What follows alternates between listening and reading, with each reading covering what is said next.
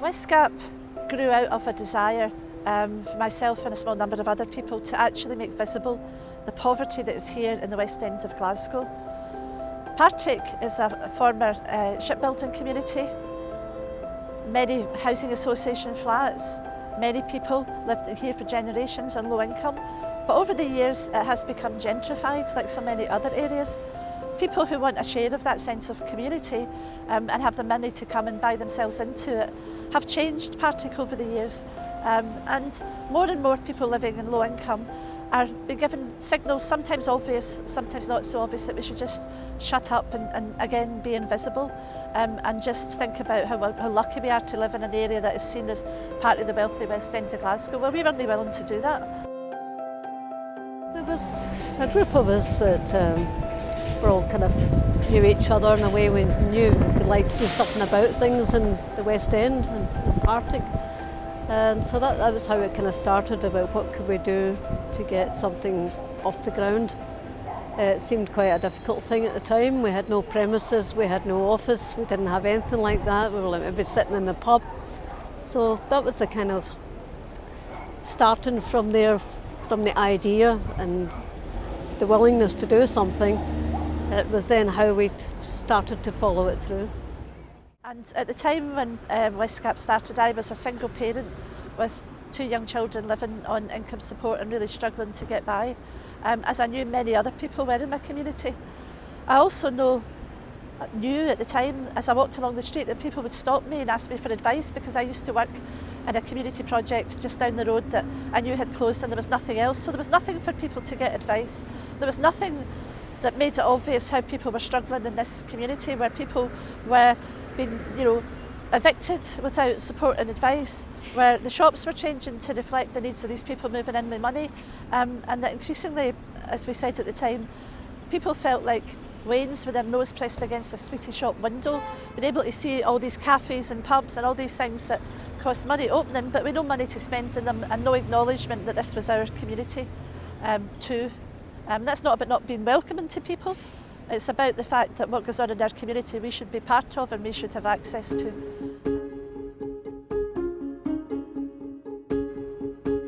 It's a very wealthy West Endy bit, but we know that there's a lot of poverty in the West End. We think it should be highlighted, think it should be campaigned against, but think on the ground we should be doing something practical about it.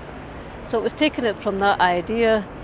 We got some sort of premises from the Partick Housing Association to try and decide what we were going to be, constitutions and all that, and that was one of the crucial things, is to get a constitution about who do we think we are, what do we think we're trying to do here, what do we want this to be, and that's a very solid thing to build on, so that took some time.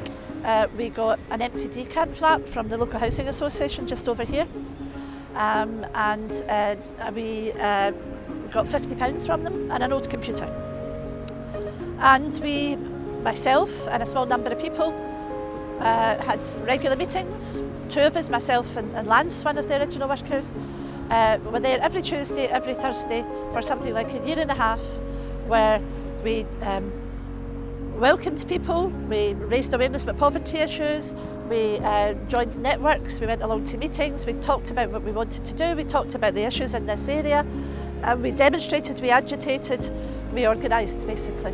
So after that period of time, we managed, really by virtue of a really amazingly supportive landlord, to get a shop front just up here in Hindland Street. Told us that he knew that community groups often struggled and he wanted to support us, and so he gave us the first month rent free. If I was to think about my dominant memories of WestGap, the first one that comes to mind is the fact there was a massive discussion about the type of chairs that had to be in the front of the premises. So when you walked through the door, on your left there was a collection of chairs, and there was a lot of discussion about how these chairs should be. They should be chairs that people were comfortable sitting in. They should be chairs that you could see in someone's house. They shouldn't be chairs that made people feel uncomfortable. They shouldn't be chairs that you would see in a doctor's surgery. They shouldn't be chairs that made you feel like you weren't meant to be there. They were meant to be chairs that made people feel comfortable. Now that feels like such a small thing, but it's not. That's massive, because that sums up the entire ideology for WestGap, or at least a large part of the ideology, which is the idea that the person is a person. WestGap were there because they needed to be there, and they were very well informed and very knowledgeable, very practically orientated towards trying to actually, not just talk, trying to make a meaningful, practical, material difference in people's lives, and whilst they're doing that, contributing to the bigger picture, understanding those kind of dynamics within society, economically, politically, and trying to understand more and trying to express more what could be done. Primarily, I would say one of the first things it did was firefighting, which was, advice and information, but advice and information that came from the lived experience sort of thing, but with the professional standards of, the best advice providers. So that would be the first thing. Second thing was WestGap did was provide a space where people could get together and start to think about how to challenge poverty on their own terms and stuff like that. So that was the second thing, and in a way that meant it was much more inclusive than the usual suspects, the usual left-wing groups that would already have a series of categories, a series of analysis. WestGap was much more about people coming together and talking about their experiences, and then thinking, well, where does this relate to the world and stuff like that, and then sort of work outwards from that. Very orientated, I thought, towards getting results. So it wasn't just kind of talk. That what they mainly did, I thought, was kind of almost humanitarian based. We're here with you, for you, helping folk kind of through the kind of processes, dealing with the welfare system, the state, bureaucracies, the rules, the contradictions, the slowdowns and shutdowns and put downs. And we decided that we had to do something to support people now, so we developed a comprehensive advice and information service on welfare rights, on debt, on housing, and whatever we felt qualified and skilled to do. We got training along the way. We had training from Glasgow City Council, we had training from CAB, we had training from many organisations who at that time had the provision to support small community groups, but we had to ask for it. And sometimes we had to ask several times for it. But we did that. So we were fully trained to a professional standard.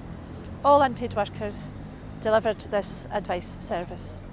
But we also recognised, as I said before, that we wanted to challenge and confront and name the system that put people in poverty in the first place. We weren't going to be a sticking plaster.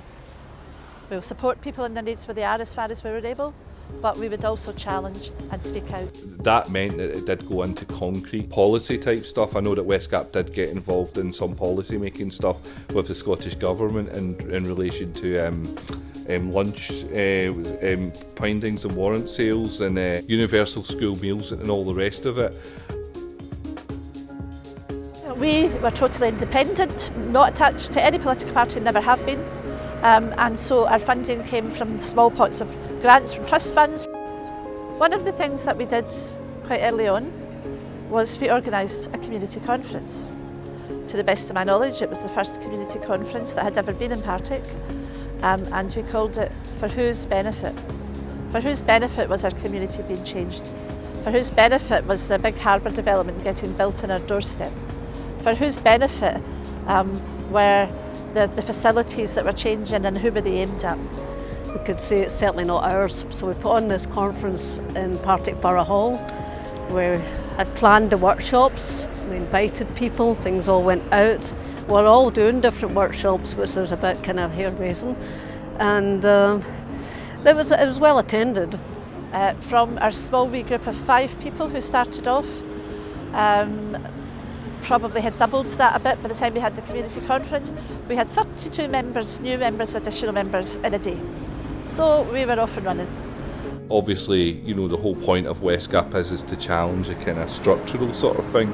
I think it's also important to see how it actually has an individual sort of transformative effect on people as well. I think WestGap had a massive effect for the people who were coming in the door. We've all experienced the same things. We are experiencing the same things. So that was the thing. The boundaries between being a person who came in through the door to get help from the organisation were more porous, if you like, you know. Our advice service was in huge demand. We never had to advertise it. It operated through word of mouth. Through people would come in and say, I heard about you in the bookies. People would come and say, the postie told me about you, heard about you in the laundrette.